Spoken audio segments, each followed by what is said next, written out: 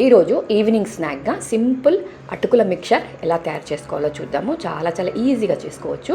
చూసారు కదా, కడాయి పెట్టుకొని కొద్దిగా ఆయిల్ వేసుకొని పచ్చిమిర్చీలు కొన్ని పల్లీలు వేసుకొని నిదానంగా వేయించుకోండి. సిమ్లో పెట్టుకొని నిదానంగా వేయించుకోండి. ఇవి మంచిగా వేగిన తర్వాత ఇందులో కరివేపాకు కొంచెం ఎక్కువగా వేసుకోండి. మనకి కరివేపాకు వేగితే టేస్ట్ అనేది చాలా బాగా వస్తుంది. అందుకని కరివేపాకు, అలాగే కొద్దిగా